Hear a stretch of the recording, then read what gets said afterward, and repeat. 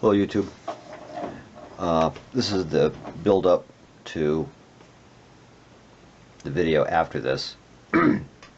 Working on Pentax S1A. My goal here is ultimately to try and fix the shutter curtain on this. You can see I don't know what happened to this thing, but whatever happened to it was pretty bad. I've got nothing to lose because the winder is jammed up somewhere in this shaft here. I think at some point this camera got wet, really wet, because there's a lot of corrosion inside here on some of the small parts. But the video that's following is going to be me showing you how to get all of this stuff out. And I've included all of the mistakes I made too. There were several. But I've included them just for the purposes of just showing how the thing is put together and how it comes apart. One of the mistakes you'll see coming up is when I'm taking the mirror box out, the prism does not need to come off. Okay. It can be taken out without any of this coming apart. It's held in by 1, 2, 3, 4 screws. And I also showed, and you'll see, that this screw right here, when I first was doing this, I laid it out as 1, 2, 3, 4, and a fifth screw here. This little tiny screw here does not need to come out. This one and this one hold the cover on the low speed mechanism. That's what they do. And that's another thing that tells me that this camera has been apart before, long before I got it, because right here there's an arm that has a pin on it that lines up with a grooved arm, and this apparently, the two work together, and it allows the clockwork to work the low speed shutter timing. And when I took this all apart, I found that this was not properly engaged. So, this is pretty seat of your pants stuff here. I found, and I'll include in the show notes, 2 websites where I found the actual Pentax manuals for this line of camera. It covers several variations of it, but it's very detailed. It's an actual service tech manual somebody uploaded. So those are the two mistakes that you'll see in the video. Prism does not need to come off, and that little weenie screw right there does not need to come off. Now at the end of the video you can see it got cut off.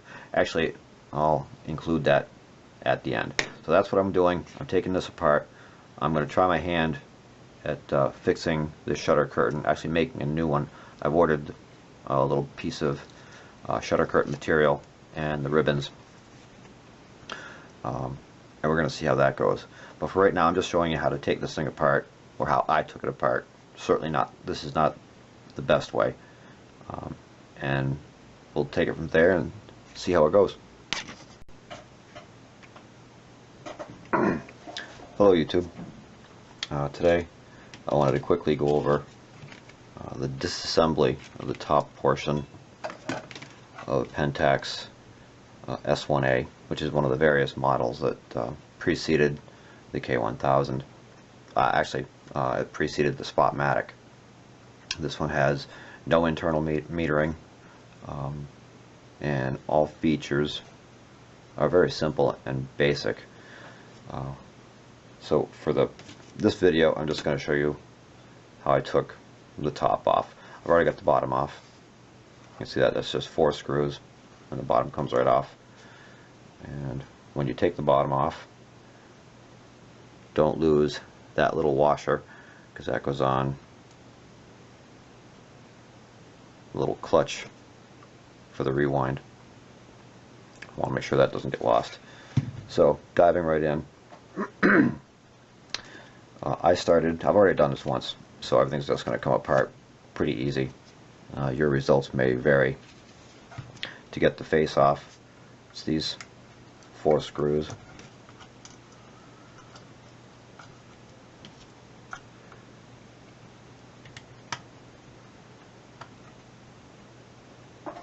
I'm just going to do this in mostly real time, because as I said, everything's been loosened up, everything came apart.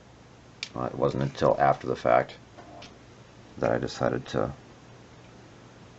make a quick video about it. So you get those 4 screws out of the face, and this whole face plate lifts right off. On the underside, you will find shims. One here, and there happens to be another one here with no other shims in the upper 2 corners. Make sure and keep track of those. Don't lose them, and don't reverse their order. These shims are put in very specifically, and they keep. I found this out after I did another one, and a sharp-eyed viewer corrected me. These are not for making the faceplate level with the body of the camera. They are for micro adjustments in the attitude of lens in relation to the film plane, making sure everything's square and proper distance. So those shims can be stacked in any combination, and they do vary in thickness, so you just want to be aware. And then moving again right along to get the top off. Oh, there's one of those shims just fell off. Pick that up, and we'll put that right there on the corner, so hopefully I won't lose it. So these have a different back opener. It has a little tab you pull down to open the back. Top of the rewind knob unscrews, and then you can gently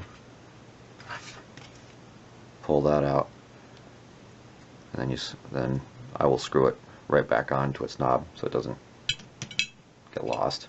Now, the problem with this one is pretty obviously the shutter is screwed up. I have no idea what position it's in. I only know that this little bit of strapping came off of its spindle on the inside, which you can't see yet, but we will soon enough. So next, I want to take off.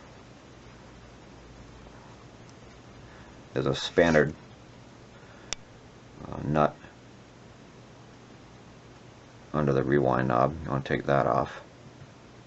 This is also the knob, or the twist thingamajig that has the ASA, ISO ratings on it. And I discovered after I took this off the first time, I'm just going to put my tool in there, turn it off, and that comes right off because I didn't barely have it put on there.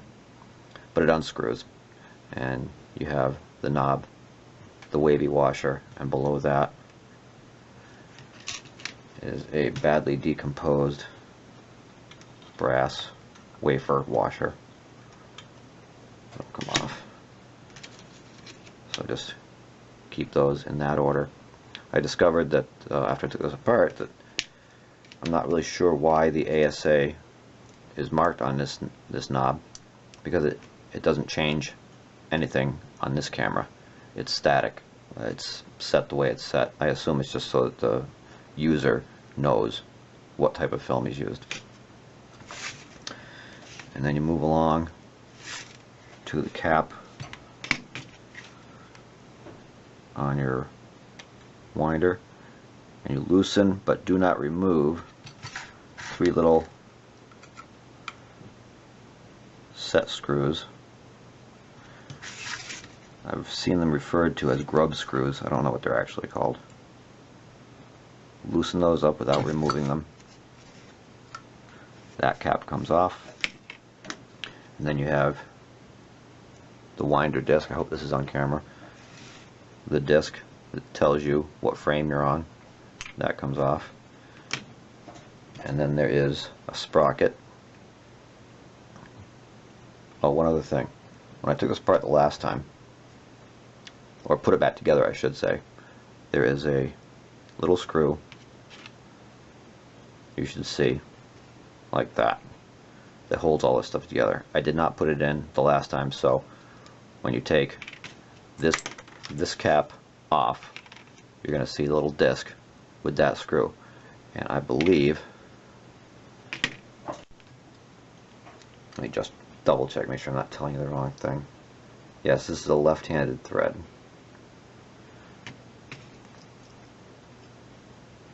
Yeah, so the little screw that's going to be in the center of that is left-handed thread. So if you try to get it off and it sticks, make sure you're turning it in the right direction. You want to turn it counter clockwise to get it out, or so it was on this camera. Anyhow, underneath that stuff there's a sprocket, and that will lift out. It is directional, or it is positional. Top is different than the bottom. It has a little tab on it that corresponds with a little hole in your disc, so when you put it back together you need to be aware of that.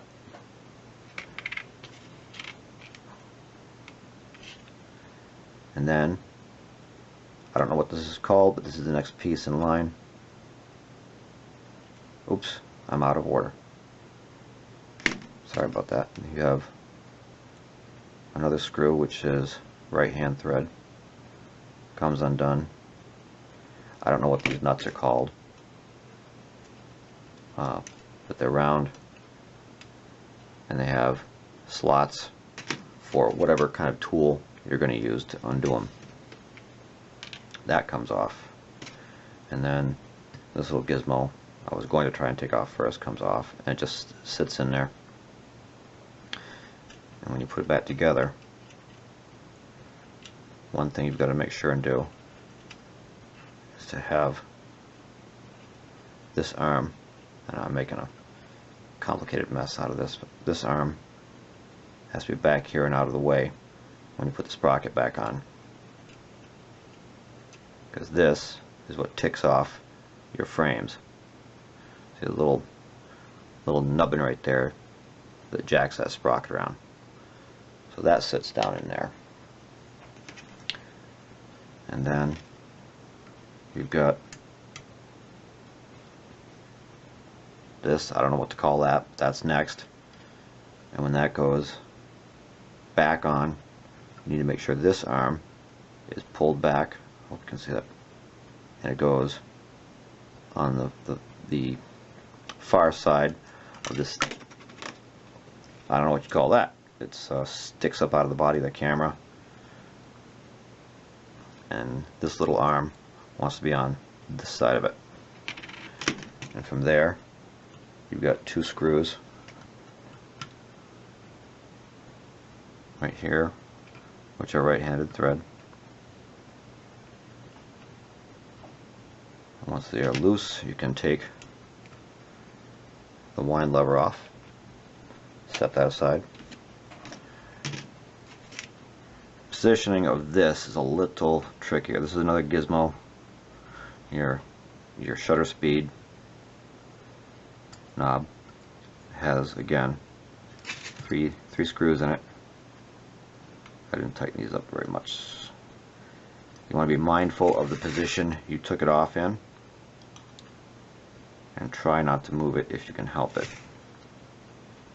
I happen to have this one set between 250th and... Okay, having reset my camera, as I was saying, I've got this set between 250 and 1/500th of a second. I wasn't aware that there was a detent there, but there is. Then you lift that part off, set that aside. Now this camera, as you can perhaps see, has what appears to be water damage. So I think at some point this camera got really wet. So I'm not getting carried away with my expectations. This is experimental. So two screws in the back, one screw in the top. This one is different than the other two. Be aware. I've already taken them out. And the top will, with some reluctance, come off just like that. When you take the top off, right here, where's my magic wand? Right there is going to be a little pin, a funny shaped little thing that goes into the underside of the shutter release button, right there. And so you want to be aware of that so it doesn't fall and get lost. I'm going to go a little bit deeper into this with the next portion, because I think I'm going to have to get this box, the lens box, the mirror box out that has the prism on it and all that. So okay, so forging blindly ahead. I'm going to undo a spring there, and a spring there. Note their positions for when you reassemble this, or you are going to be so sorry. Has a plastic cap over the prism. Then there will be 2 screws, one on either side here of the viewfinder. Let's get my hand out of the way. Switch to a bigger screwdriver.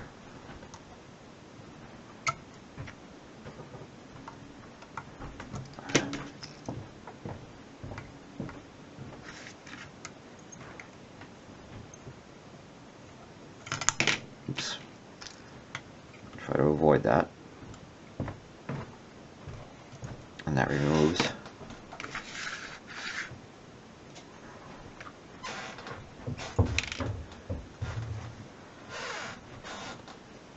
Oh, you know what? I could have left that in there. Okay, so lesson learned. That's not what I wanted to take out. So I'm just going to put that back in.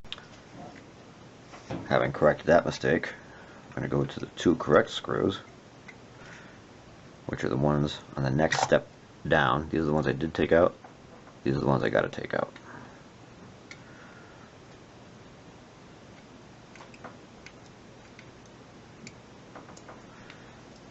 And they are funny shaped. Let's get my hands out of the way.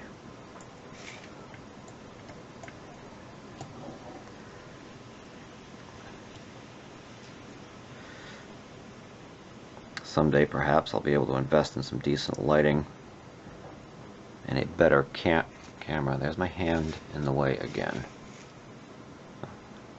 Okay, so in case you didn't see that, I just discovered I was off camera.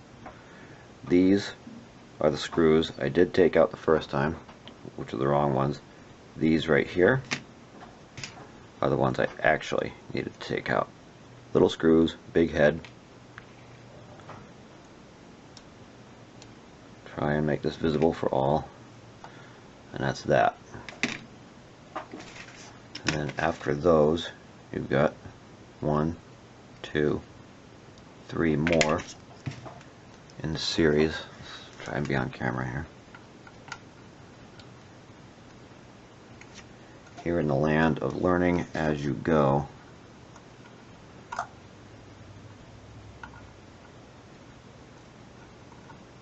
I've picked kind of a ponderous way to do this, but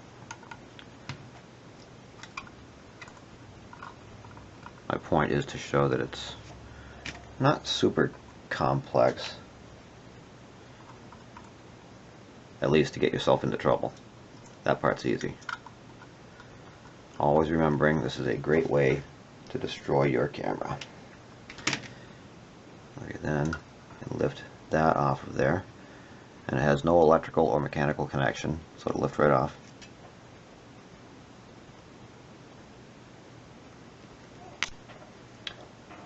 And then you're going to have a couple of lenses and a brass keeper thingamajig that have to come out.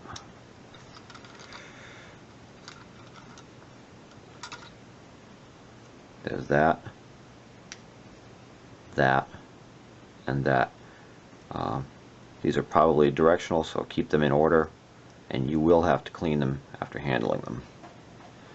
I'll set those aside.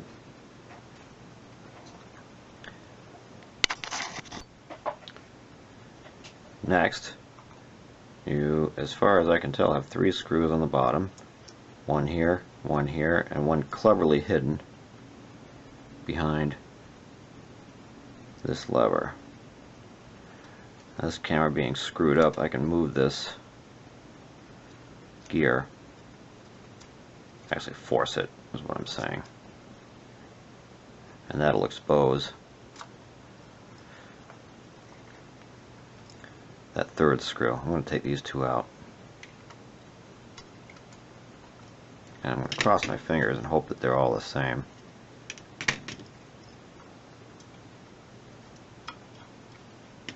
And of course they are not. That one is really tiny. So I'm going to move this thing back again. Doing one of the many things you should never do to a camera, which is force anything. But I need access to that screw.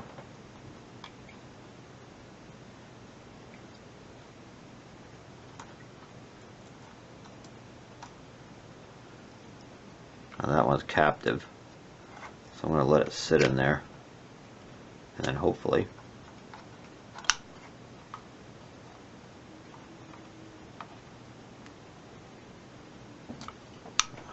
I discover there are two electrical connections here that have to be undone for the flash sync. There goes one screw flying. We'll go off camera here. So, on camera, two screws right there. Straighten these up. And now, that box comes out like that.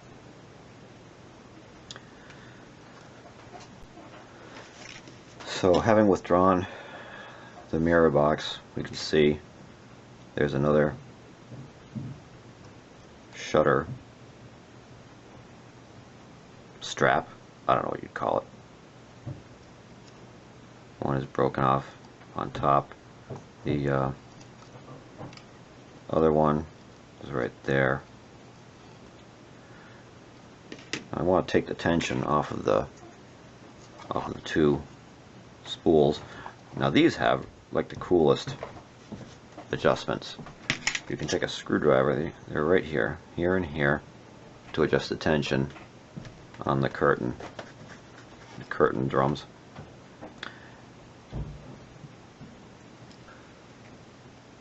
So as I was saying before I got cut off, this has a very cool tensioning setup, which is different than the later Spotmatics and K1000s.